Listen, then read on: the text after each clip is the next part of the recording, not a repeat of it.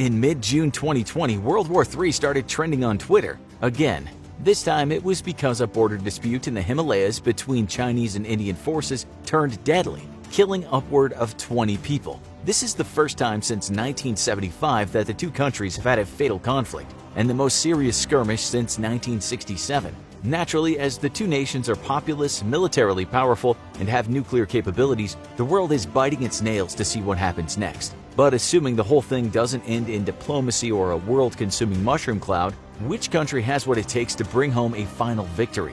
Using a mix of historical precedents of the prior conflicts between the two countries and our knowledge of their current military capabilities, we intend to find out exactly whether China or India would win if the two nations went to war today. After all, we're not just talking about dusty hypotheticals here.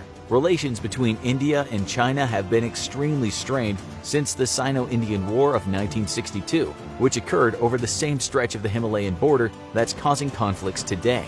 India had granted the Dalai Lama asylum within their borders after the fallout of the 1959 Tibetan Uprising, already putting them in China's bad books. And with China's military encroaching on the line of actual control, the demarcation line that separates Indian and Chinese territory in the Himalayas, a military skirmish was practically inevitable. The resulting conflict was short-lived, lasting only 1 month and 1 day between October and November of 1962. The People's Liberation Army of China had a vast numerical superiority over India's military forces, and India suffered significantly greater losses, with nearly double China's deaths, many wounded, and over 3,000 captured. This loss is partly chalked up to the fact that it's believed, according to some leaked CIA documents, that India underestimated both China's military capabilities and their willingness to escalate the conflict. While India requested military assistance from the US in the form of 12 squadrons of fighter jets, their pleas were rejected, and India instead turned to Moscow for assistance. Ultimately, none of it did all that much good, as China claimed the eastern theater up to the line of actual control before declaring a unilateral ceasefire. India was left to lick its wounds, and tensions between the two countries have been high ever since, with conflicts still breaking out well into the 70s. Both nations have ramped up militarization around the line of actual control as a show of strength, and this has left both with very little room to maneuver. In a sense, the Himalayan border is a military powder keg, and lately we've been seeing the sparks. While a past record of military supremacy definitely works in China's favor, the Sino-Indian War was also 58 years ago, and failure is an excellent teacher.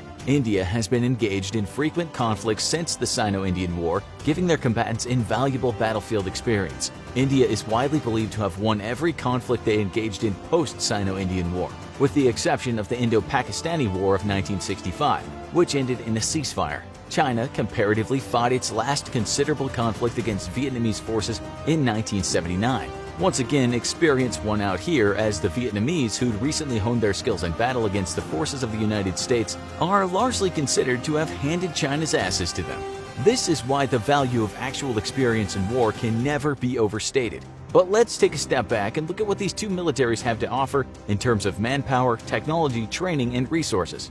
First, soldiers, the bread and butter of any military. Much like the Sino-Indian War, China has numerical superiority, though in India's defense, seeing as China is ranked as having the highest number of active military personnel in the world at 2,035,000, China's military has numerical superiority over literally everyone. With over 500,000 reserve personnel who could be easily called into action in a wartime scenario, China is a force to be reckoned with. India, however, isn't all that far behind, with 1,237,117 active personnel and an impressive 960,000 reserve personnel, putting the difference between their totals in the mere hundred thousands.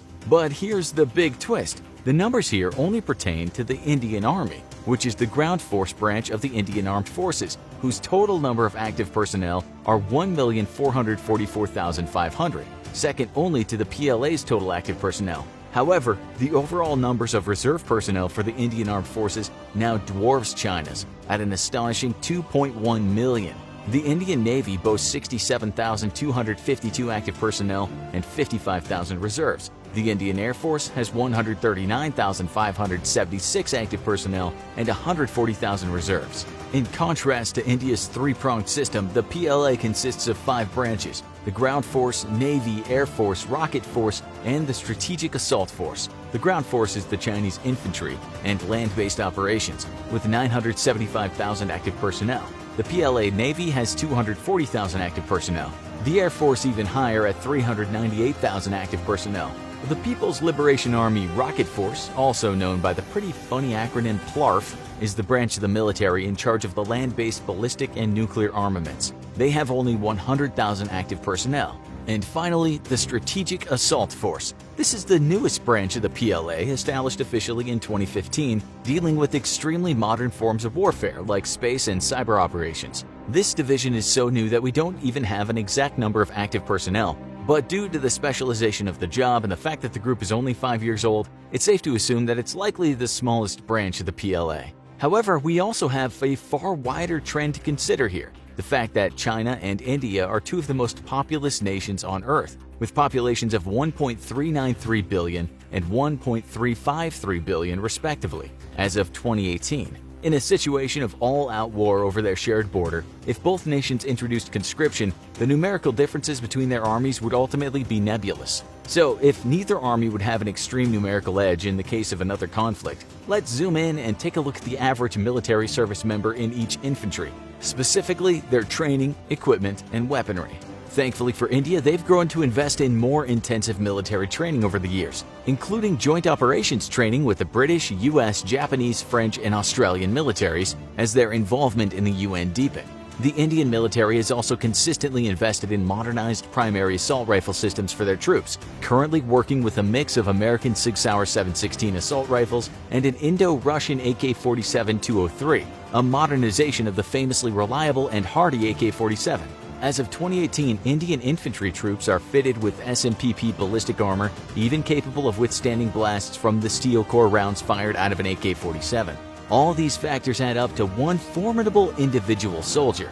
China's infantry troops don't have quite the same thing going for them. Modern Chinese military training has been criticized for years for its lack of useful applications in real-life combat scenarios, meaning the average military skills of a Chinese infantryman may leave something to be desired compared to their Indian counterparts. They're formidable in the rifle department with the QBZ-95-1, a reliable bullpup rifle which performs best at long range. However, despite China being one of the world's most prolific exporters of body armor, it hasn't historically fitted its troops with that same standard of protection. The PLA is notorious for its light loadout, often leaving soldiers ill-prepared for taking fire, and giving the Indian infantry troops a huge comparative advantage. However, this may change in the not-too-distant future. According to a report from Global Times, China is investing heavily in updating and modernizing its training system, as well as planning on procuring 1.4 million units of high-quality body armor for the PLA. While this isn't currently a certainty, if these plans do go through, any advantages that the Indian Army may have had on an individual soldier level would essentially evaporate, leaving them dead even once again. But these days, war is far more complex than a large group of armed men running at each other and fighting down to the last one standing. In modern warfare, technology can give militaries the crucial edge they need to secure a victory over the enemy. Since 2008, China and India have ranked second and third respectively in global military spending, but the gap between them is still pretty immense. Last year, China spent an astonishing $261 billion on military development, compared to India's far smaller $71.1 billion.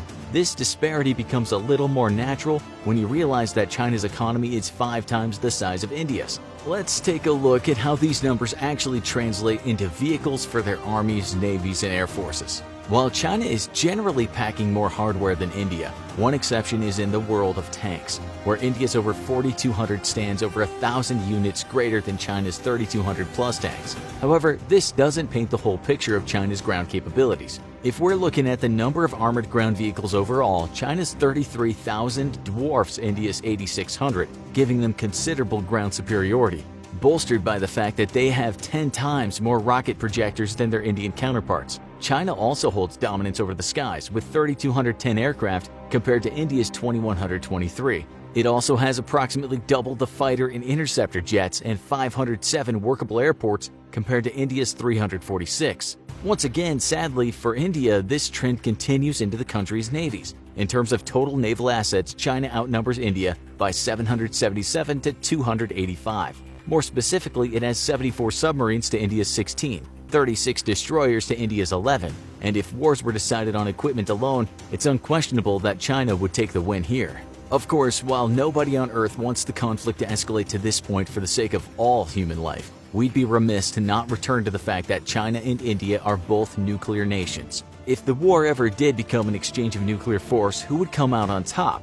Well, for a number of reasons, China has a clear edge here. Not only did they develop their nuclear capabilities just over a decade earlier than India in 1964, New Delhi wouldn't have its first nuke until 1975, but their nuclear arsenal is also double the size of India's with a far quicker growth rate. China has a stockpile of 320 nuclear warheads, having grown by 40 in the past year.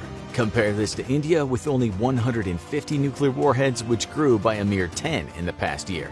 Both nations can deploy these warheads via the nuclear triad of missiles, submarines, and bombers, and thankfully for the human race, both have a no-first strike policy. This means the warheads can only be used in retaliation to another nuclear attack, making it less likely that either country would want to strike first. Of course, if either did, all of us would ultimately lose from the resulting radioactive firefight. But on sheer numbers, China takes the clear win with regard to nuclear capabilities. One final factor worth considering is one that's rarely mentioned in a lot of abstract military planning: allies. While it's easy to think of war purely in terms of enemies, your diplomatic and military friends can also be a make-or-break factor in determining the outcome of a conflict. While China could largely be working a solo war against India with the exception of perhaps Pakistan, a country with fraught relationships with India to say the least, India itself has been building diplomatic relationships with a number of extremely valuable allies. These include the United States, a country with the highest military spending in the world, who under President Trump have gone cold on relations with China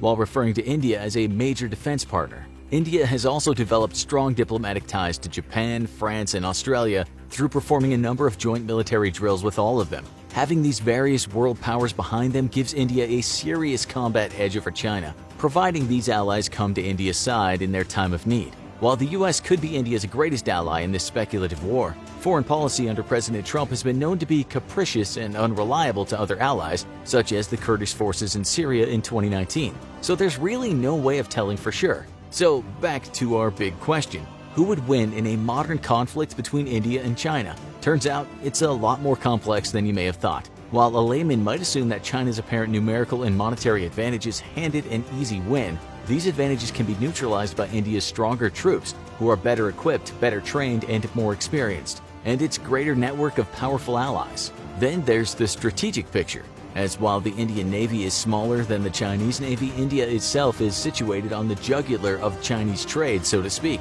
Chinese trade ships must pass through the Indian Ocean to reach their destinations, and while China may have a larger fleet, it's not very well equipped to conduct operations far from its own shores. With only 2 aircraft carriers with a capacity of about 24 aircraft between them, and one not even being operational yet, any Chinese incursion into the Indian Ocean to protect its trade fleets would be disastrous, as the Chinese task force would be brutally pounded by Indian air and naval power. With China receiving the bulk of its oil from maritime trade routes, a protracted war between the two nations would inevitably cripple the Chinese military and industry both. India would simply have to fight defensively, as the terrain separating India and China is extremely difficult and well suited to defensive warfare. While the Chinese could crush any Indian incursion into China itself, and there'd be few strategic targets to take close to the Indian border anyway, a war between the two nations would inevitably see India the winner, as it slowly strangles Chinese trade to death. Check out American USA versus Chinese soldier. How do they compare? Military-army comparison. And Russia versus USA. Who would win? Military comparison 2019. For more compelling military analysis.